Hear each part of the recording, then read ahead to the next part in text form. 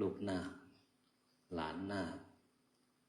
แล้วก็บริวารนาคทุกนาคเอามือลงก็ได้ลูกจะให้พระอาจารย์พูดเหนือพูดกลางจะให้อู้เหนือว่าอู้กลางดีพูดกลางนะเป็นไงลูกมาวัดวันแรกมีความสุขไหมรู้สึกมีความสุขหรือยังเราต้องมีความสุขนะลูกนะถ้ามาวัดวันแรกเซ็งกระตายเลยไม่เอานะวันนี้พระอาจารย์ได้ดูรายชื่อพระก็ลงทะเบียนมาแล้ว23 คนเนาะที่จะบวชพระเณร66รวม89ยังไม่มารายงานตัวอีก13ก็102 คนนะหรืออาจจะมามากกว่านี้คนที่มาแล้วถือว่าโชคดีโชคดียังไงลูกโชคดีที่ได้มาถึงวัดละคนที่กำลังจะมาไม่รู้ว่าจะมาทันไหมบางครั้งก็อาจจะติดธุระพรุ่งนี้ก็คงจะมาพร้อมกันทั้งหมดหลายคนที่ตัดสินใจมานานจะบวชดีไม่บวชดีจะมาดีหรือไม่มาดีจะทำดีหรือไม่ทำดีแล้วก็หลายคนที่เพิ่งตัดสินใจวันนี้ก็มีนะใช่ไหมลูกบิ๊กนะนี่บิ๊กเอาสาธุสิลูกสาธุหน่อยพระนาคเอาสาธุพร้อมกันสาธุสาธุที่ว่าตัดสินใจเด็ดเดี่ยวเด็ดขาดเจอพระอาจารย์อยู่ในธรรมเมื่อเช้าอาจารย์ก็บอกว่าที่นี่มีงานบวชพรุ่งนี้ปลงผมแล้วก็ไม่ได้ชวนบวชนะแค่บอกว่าจะบวชออกไปนอกธรรมกลับมาอีกทีหนึ่งแม่ตกใจบอกว่าลูกตัดสินใจบวชว่างั้นนี่เป็นชาวบ้านห้วยไซขาวในหมู่บ้านนี้มีหลายคนอย่างกิมจีเนี่ยตอนที่เจอหลวงพ่อตั้งใจบวชจะบวชหลวงพ่อกลับร้องห่มร้องไห้ไม่น่ารับปากพ่อครูไทยเลยว่างั้นว่าจะบวชร้องไห้กับแม่ร้องไห้กับน้ากับป้าบอกว่าจะไม่บวชเจอด่านทดสอบสุดท้ายยอมบวชแล้วมานั่งอยู่ตรงนี้ด้วยยังภูมินู้นมาจากบุรีรัมย์เจอกันทุกปีปีนี้บวชไหมบวชเหมือนกันแต่ตอนที่พระอาจารย์หลวงพ่อไปสวดมนต์ที่บุรีรัมย์ก็ได้เจอเพื่อนของภูมิหลายคนมาบวชที่นี่ถึง4 คนนะหลายคนที่เก่าๆที่มาบวช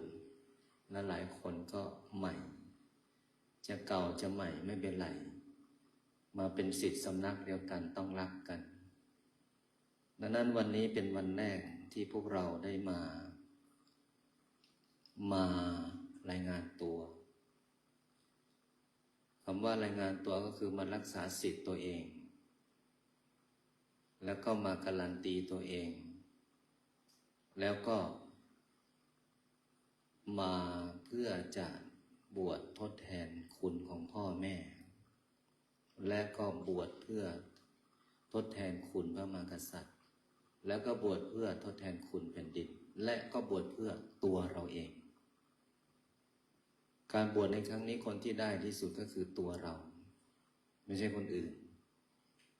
ด้านการที่มารายงานตัวเป็นการยืนยันว่าผมเอาแน่ผมเอาจริงอย่าให้มามันขวางนะลูก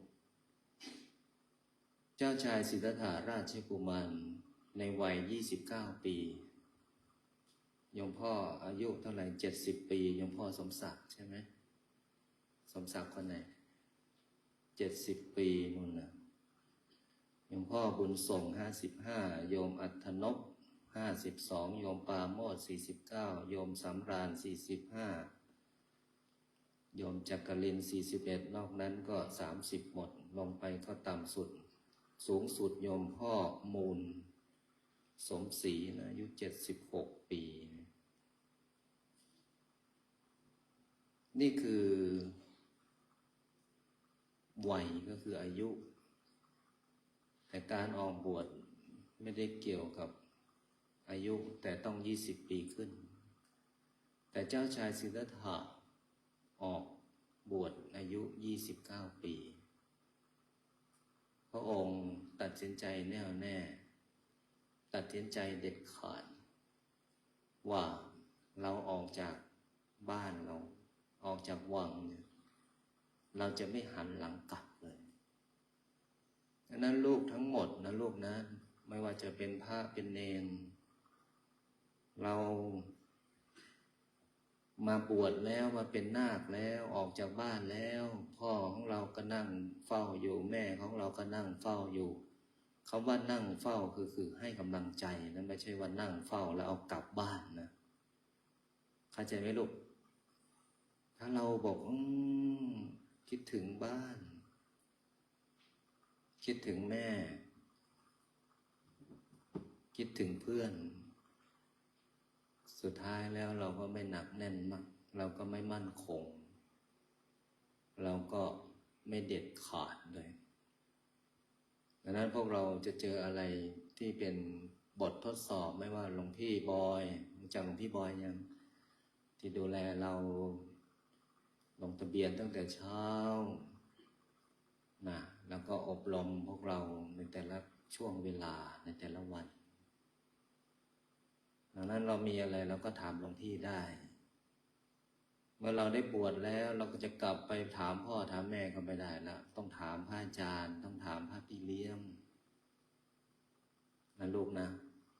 ดังนั้นเรามารายงานตัววันนี้รักษาศีลแต่เรายังเป็นนาคอยู่เรายังไม่ได้เป็นเณรและยังไม่ได้เป็นพระเหลืออีก2 ขั้นตอนเป็นเณรเป็นพระนะลูกนะตอนนี้เราเป็นนาคอยู่ทีนี้เรามีนาคต่างประเทศมาด้วยสิดาวนี่เอาสาธุสิลูกสาธุได้ลูกโอเคไม่รู้ชื่ออะไรมันจำไม่ได้ฮะคริสเตียนจากประเทศไหนนะเยอรมันคริสเตียนเยอรมันนะทีนี้เรามีเพื่อนต่างประเทศนะลูกใครอยากไปเยอรมันบ้างอยากไปไหมลูกคบกันไว้เนี่ยเดี๋ยวเพื่อนก็พาเราไปเองมีเพื่อนดีชีวิตดีคบเพื่อนดีก็ไปดีคบเพื่อนไม่ดีก็ไปในทิศทางที่ไม่ดีนั้นรุ่นนี้มีชาวเยอรมันมาบวชด้วยเขาอาจจะฟังพวกเราไม่รู้เรื่องหรอกเขาก็นั่งฟังเนี่ยตั้งใจฟังด้วยบางคำไม่รู้เรื่องบางคำรู้เรื่องแต่ว่ามีใจเดียวกันก็คืออยากจะบวชดังนั้นเราเป็นคนไทยนะลูกเราได้มีโอกาสได้เกิดมาพบพุทธศาสนาอาจารย์ก็หวังว่าให้พวกเราได้มาทำบุญร่วมกันก็เลยจัดทุกปีนะจัดบวชตั้งแต่เป็นวัดมา4 ปีรุ่นนี้รุ่นที่เท่าไหร่ลูกรุ่นที่4นะลูกนะใครมารุ่นแรกบ้างยกมือ1 คนไม่ออกมานี่รุ่นแรกออกมานี่รุ่น2ยังพ่อเคยบวชแล้วเนาะรุ่น2ยกมือลูกออกภูมิรุ่น2มา2 คนรุ่น3รุ่นมาออกมานี่รุ่น3มานี่นะโมโอเครุ่น4หมดเลยอันนี้อยู่นี่อันนี้รุ่น3นะปีที่แล้วนำใช่ไหมลูกปีนี้ไม่สึกนะสึกไหมไม่สึกครับใครจะเอาอย่างรุ่นปันบ้างไม่สึกครับไม่สึกนะปันไม่สึกปันบวชกับพระอาจารย์ รุ่นไหนนะรุ่นที่สาม รุ่นที่สามปันนำด้วยใช่ไหมรุ่นนั้น ถ้าจำไม่ผิด สวดมนต์รุ่นสามมาบวชแล้วก็รอบนี้มาอีก อาจารย์จำได้ก็เลยเรียกเข้ามา แต่นี่จำไม่ได้ก็เลยทดสอบหน่อยอันนี้ชื่ออะไรอ๋อจำได้นี่ศึกไหมในปีนี้บวชต่อไหมต่อครับศึกไหมไม่สึกครับบวชเรียนไหมบวชเรียนครับอยู่วัดม่อนไหมอยู่ครับอยู่แล้วมีความสุขไหมมีความสุขครับสาธุอายุเท่าไหร่ปีนี้13ครับปันอายุเท่าไหร่ปีนี้12ครับ13จบป.6 หรือยังจบแล้วครับเดี๋ยวหลวงพ่อส่งเรียนม.1 นะปันจบป.6 ยังจบแล้วครับเรียนม.1 ด้วยกันเนาะโอเครุ่น1กับรุ่น3คุยกันรู้เรื่องไหมโอเคเพราะว่าเราเป็นศิษย์สำนักเดียวกันนั้นรุ่น4พระไม่สึกก็ได้นะอย่างชื่ออะไรนะเบสนะเบสนี่เคยเป็นพระมาก่อนเข้ามาต้องปิดประตูเนี่ยนะเพราะบริวารหลวงพ่อเยอะเดี๋ยวมันจะมาหาหมดทั้งวัด ก็ตั้งใจว่าบวชทุกปีแล้วก็ตั้งใจหาที่ให้เรียนหาที่พักที่อยู่ที่ปฏิบัติธรรมแต่ต้องอยู่ในกรอบนะรุ่น1รุ่น2นี่ก็ให้สึกหมดเลยเพราะไม่มีที่ให้เรียนรุ่น3ไปหาที่ให้เรียนรุ่นที่4นี่พร้อมมากพร้อมรับอันนี้ก็พูดให้เนิ่นๆเพื่อพวกเราจะได้รู้ตัวว่าเรามาซ้อมวันแรกก็รู้สึกดีเราอยู่วันที่2ก็รู้สึกได้เราอยู่วันที่3ก็รู้สึกสบายใจเราอยู่ต่อไปจะได้ไหมได้เข้าใจไหมลูกแต่ว่าต้องทำ5ข้อให้สมบูรณ์ 1. กิน 2. นอน 3. สวดมนต์ 4. ทำงาน 5. เรียนเป็นพระไม่ต้องหาเงินหรอกสวดมนต์เดี๋ยวเงินมาเองเป็นเณรก็ไม่ต้องไปหาเงินหรอกตั้งใจเรียนชีวิตดีเดี๋ยวโยมก็อุปถัมภ์เองเข้าใจไหมลูกถ้าอยู่วัดง่ายๆ5 ข้อกินนอนสวดมนต์ทำงานเรียนนี่ถ้าทำได้ก็อยู่ด้วยกันนั้นรุ่นนี้รุ่นที่4มีพระ20 กว่ารูปก็ถือว่าเยอะนะเยอะแต่พระอาจารย์ก็รับหมดไอ้ที่รับก็เพราะว่าเห็นพวกเราตั้งใจไม่ได้ถูกบังคับไอ้ที่ถูกบังคับเนี่ยก็คือฝืนใจไอ้ที่ฝืนใจเนี่ยไม่มีความสุขหรอกครับมันนั่งฟังแล้วก็ไม่มีความสุขมาอยู่วัดก็ไม่มีความสุขมาสวดมนต์ก็ไม่มีความสุขทำอะไรทั้งวันก็ไม่มีความสุขเพราะอะไร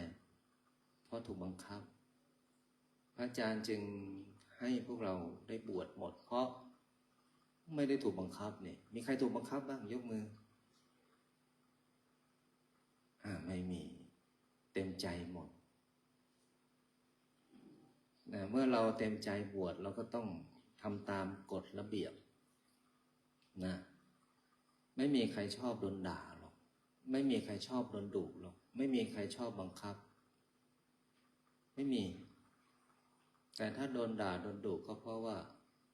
เราทำผิดถ้าเราถูกลงโทษก็เพราะเราทำผิดไม่มีใครที่จะลงโทษคนถูกดังนั้นเรามาอยู่ด้วยกัน15 วัน30 วันปีนี้พระอาจารย์ขยายโอกาส30 วันนะถึงวันที่15ไม่สึกต่อไปถึงวันที่30เลย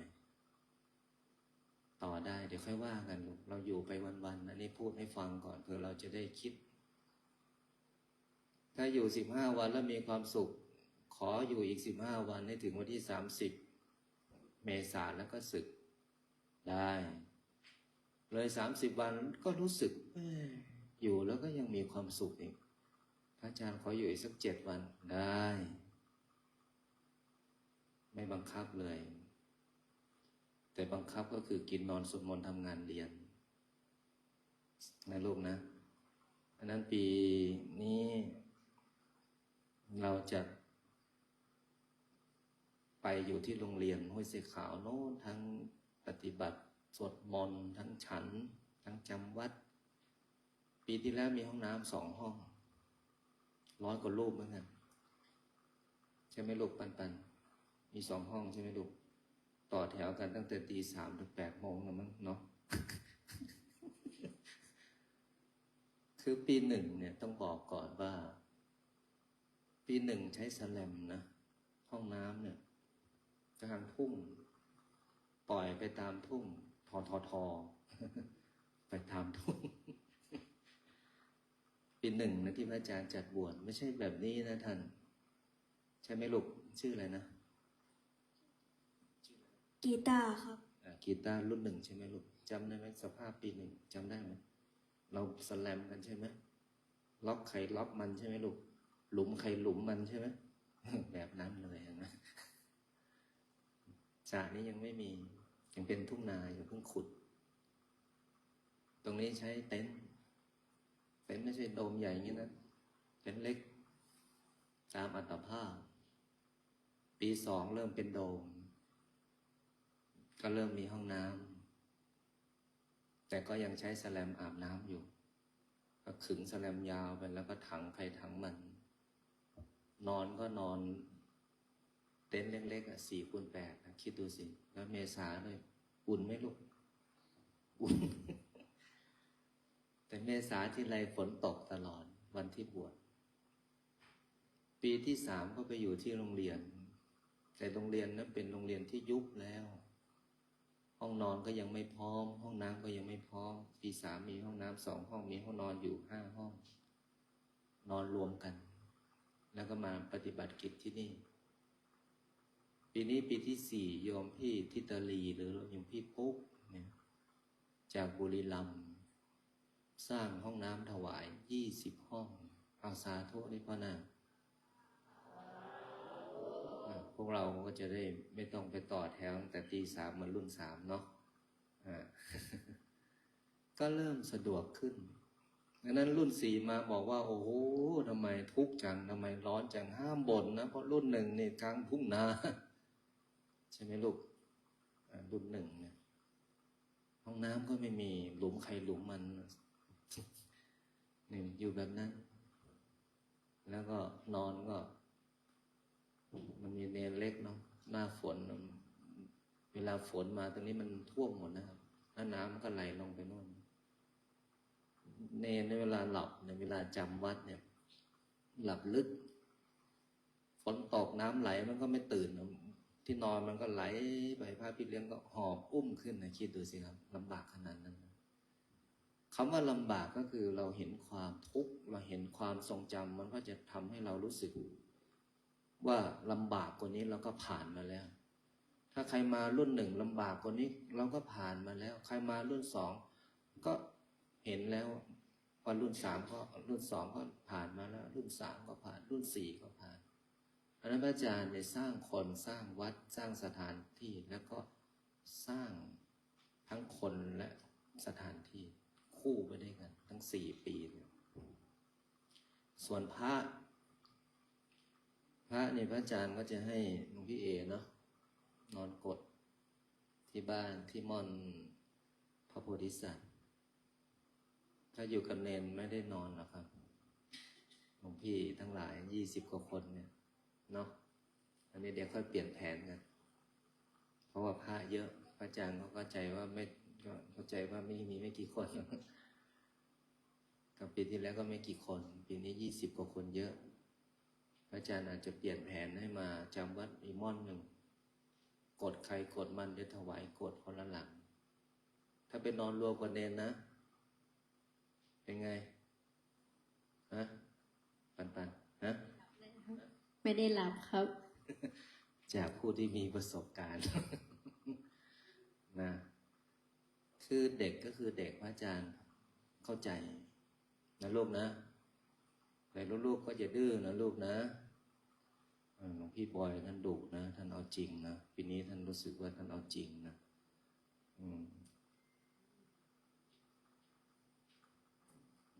พระก็คงจะนอนบนเขานะเดี๋ยวพระอาจารย์พิจารณาอีกทีหนึ่งอยู่กันวันๆแก้ไปวันๆคิดไปวันๆทำไปวันๆและทำวันๆให้มีความสุขแค่นี้แหละตอนนี้หน้าที่ของเราก็คือท่องพระนี่สำคัญนะบวชพระเนี่ยบทท่องขันธ์นาคเนี่ยถ้าไม่ได้ก็ต้องแม่นเข้าใจไหมลูกคำว่าแม่นก็คือเวลาดูหนังสือต้องท่องได้เสียงดังฟังชัดไม่ใช่ดูหนังสือแล้วก็ยังอ่านไม่ออกอีกไม่ได้เพราะพระนี่มี3 ขั้นตอนเป็นเนนแล้วก็ขอนิสัยแล้วก็ขออุปสมบทอีกเดี๋ยวเราต้องขึ้นไปที่อุโบสถบนเขาเดี๋ยวค่อยว่ากันให้พวกเราผ่านวันนี้ก่อนพรุ่งนี้มันก็จะเริ่มเข้มข้นเรามีเวลาแค่2 วันนะครับพระนาคใช่ไหมลูกส่วนนาคเล็กเนี่ยหัวดีฟังไม่กี่รอบเดี๋ยวก็ท่องได้แล้วแต่นาคใหญ่นี่ดินาคมูลเนี่ยนาคมูลสมศรีอายุ76นาคสมศักดิ์อายุ70นาคบุญส่ง55เนี่ยนาคอัตนพ52เนี่ยอันนี้ก็ฟังแล้วฟังอีกฟังอีกฟังแล้วท่องอีกได้หน้าลืมหลังได้หลังลืมหน้าสุดท้ายแล้วไม่ได้สักหน้าเลยก็มีก็หวังว่าพวกเราจะมีความสุขกับการที่ได้มาอยู่ที่นี่และหวังว่าพวกเราจะได้อะไรจากการบวชในครั้งนี้แล้วก็หวังว่าพวกเราก็จะเป็นศิษย์ที่ดีกตัญญูต่อพ่อแม่ครูบาอาจารย์ต่อวัดแล้วก็หวังว่าพวกเราจะทำประโยชน์ต่อประเทศชาติบ้านเมืองและหวังว่าพวกเราจะสร้างความสันติสุขให้เกิดขึ้นในหมู่คณะอย่าแตกแยกนะห้ามแตกแยกห้ามแบ่งแยกห้ามทะเลาะกันถ้าทะเลาะกันสึกเลยแบล็คลิสต์แดงเลยนะแบบแดงเลยของพี่เอนะถ้าทะเลาะกันให้รีบเคลียร์ใจกันนะถ้าทะเลาะกันไม่เคลียร์ใจเรื่องถึงพระอาจารย์แบล็คลิสต์เลย3 ปีถ้าจะมาบวชอีกรออีกไปอีก3 ปีเพราะอะไรลูกเพราะพวกเราต้องเข้าใจว่าถ้าพวกเราทำเสียมันก็เสียต่อไปถ้าพวกเราทำดีมันก็ดีต่อไปดังนั้นเราจะทำอะไรต้องคิดก่อนทำนะลูกนะเราอยู่กันมากบางครั้งเราอาจจะมีการไม่เข้าใจกันหรือไม่รู้ใจกันหรืออาจจะไม่รู้จักกันก็สร้างสันติให้เกิดขึ้นก็คือความสงบแล้วความสามัคคีนะยิ่งมาด้วยกันหลายๆคนโรงเรียนราชประชานุเคราะห์มากี่คนลูกยกมือขึ้นโรงเรียนราชประชานุเคราะห์มาเยอะนะเนี่ยปีที่แล้วมาไหมลูกโรงเรียนราชประชานุเคราะห์ปีที่แล้วมาไหมมากันกี่คนลูก1 2 3 4ของปีที่แล้ว5 6โอเค7มาเยอะอยู่นะราชานุเคราะห์นี่เป็นกำลังทุกปีปีที่แล้วก็เป็นปีนี้ก็เป็นก็หวังว่าพวกเราจะได้รับสิ่งดีๆจากการบวชในครั้งนี้เอาละในเวลา1 ทุ่มอีก5 นาทีพระอาจารย์จะนำพวกเราสวดมนต์นะให้พวกเราเปิดหนังสือไปหน้า200มาจักรพรรดิ244ที่นี่สวดจักรพรรดินะลูกนะเราจะได้เป็นจักรพรรดิกันทุกคนอันนี้มีผู้ใหญ่บ้านที่ไหนนะผู้ใหญ่บ้านไหนนะบ้านโป่งภูซางอาจารย์เคยไปครั้งหนึ่งก็เห็นมาช่วยงานก็อนุโมทนาเราออกจากบ้านแล้วเราต้องไม่ต้องห่วงบ้านนะลูกนะ เรามาอยู่วัดแล้วนะลูกทั้งพระทั้งเนนนะตอนนี้เรียกไว้ก่อน ว่าที่พระว่าที่เนนนะ ออกจากบ้านแล้วไม่ต้องห่วงอะไรเลยนะเราออกจากที่ทำงานแล้ว เรามาอยู่วัดแล้วก็ไม่ต้องห่วงงาน เราบอกภรรยาแล้วว่าเราจะมาบวชก็ไม่ต้องห่วงภรรยา เราบอกพ่อเราแล้วว่าเราจะมาบวชก็ไม่ต้องห่วงพ่อ เราบอกแม่แล้วว่าจะมาบวชก็ไม่ต้องห่วงแม่ ไม่ต้องห่วงใคร เอาตัวเองก่อนวันนี้นะพระอาจารย์ให้ทำอะไรให้ทำพระอาจารย์บอกอะไรฟังเข้าใจไหมลูกทำฟังนะแล้วเราจะอยู่ด้วยกัน15 วัน30 วันและอาจจะอยู่ต่อไปเหมือนปันนะลูกนะปันกีตาร์244นะอาจารย์จะให้พวกเราสวดมนต์เพื่ออะไรเพื่อให้ญาติของเราทั้งมีชีวิตและไม่มีชีวิตให้พ่อของเราทั้งมีชีวิตและไม่มีชีวิตให้แม่ของเราทั้งมีชีวิตและไม่มีชีวิตให้เทวดาที่ดูแลรักษาตัวของเราให้รู้ให้อนุโมทนาให้ปกป้องคุ้มครองพวกเราอย่าเจ็บอย่าป่วยแล้วก็อย่าได้มีอุปสรรคเพราะว่าพวกเรามาบวชเป็นบุญใหญ่คำว่าบุญใหญ่ก็คือเป็นสิ่งที่ทำได้ยากนะลูกบางคนรอแล้วรออีกบางคนคิดแล้วคิดอีกบางคนจะบวชแล้วบวชอีกก็ไม่ได้สักครั้งก็ไม่ได้สักทีมีโอกาสแต่ไม่มีเวลามีเวลาก็ไม่มีโอกาสมีโอกาสและมีเวลาจังหวะก็ไม่พร้อมดังนั้นพระที่ตัดสินใจบวชครั้งนี้เนี่ยเวลาโอกาสจังหวะชีวิตพร้อมอย่างลูกหน้าตัวเล็กเนี่ยอันนี้ก็พร้อมที่จะบวชเนี่ยแต่ในขณะเดียวกันเรามาอยู่วัดเราก็อาจจะมีเจ้ากรรมในายเวรสิ่งที่มันขัดมันขวางบางครั้งอยู่ก็มีเรื่องราวที่ไม่เคยคิดบางครั้งมาอยู่วัดแล้วก็ยังมีปัญหาตามมาวันนี้พระอาจารย์จะสวดมนต์ให้พวกเราดีทุกคนเปลี่ยนทุกคนได้ทุกคนอธิษฐานให้หลวงปู่ดูหลวงตาม้าเป็นที่สุดครอบวิมานให้ลูกพระที่จะเป็นพระให้ลูกเนรที่จะเป็นเนรตอนนี้เราเป็นนาคแปลว่าผู้ประเสริฐนาคะแปลว่าประเสริฐเราเป็นมนุษย์ที่ประเสริฐนะลูกนะตอนนี้เราเป็นผู้ประเสริฐผู้ประเสริฐต้องทำแต่สิ่งที่ดีต้องคิดในสิ่งที่ดีต้องปฏิบัติในสิ่งที่ดีและต้องทำในสิ่งที่ดีแล้วชีวิตของเราจะประเสริฐและชีวิตของเราก็จะดีหากแม้นว่ายังไม่ดีก็อย่าได้ท้อหากแม้นว่าปัญหายังมีมากก็อย่าได้ถอยหากแม้นว่าปัญหาและอุปสรรคยังต้องเจอก็ขอให้อดทนความอดทนจะนำพาชีวิตผ่านพ้นปัญหาได้ในช่วงวิกฤตแบบนี้ขอให้การบวชในครั้งนี้เป็นการบวชที่ดีการบวชในครั้งนี้เป็นการบวชที่เปลี่ยนจิตเปลี่ยนใจไม่ใช่เปลี่ยนเฉพาะร่างกายนะเอาละ244นั่งขัดสมาธิก็ได้นะขัดสมาธิก็ได้นั่งสบายในขณะที่สวดมนต์ให้นึกถึงพ่อนึกถึงแม่นึกถึงคนที่เรารักแล้วก็ดึงมาหาตัวเราเองนะลูกนะให้กำลังใจตัวเองแล้วก็ให้ความสุขตัวเองให้บุญตัวเองเมื่อเราให้ตัวเองแล้วเราก็ถึงจะแบ่งปันความสุขนี้ไปให้บุคคลอันเป็น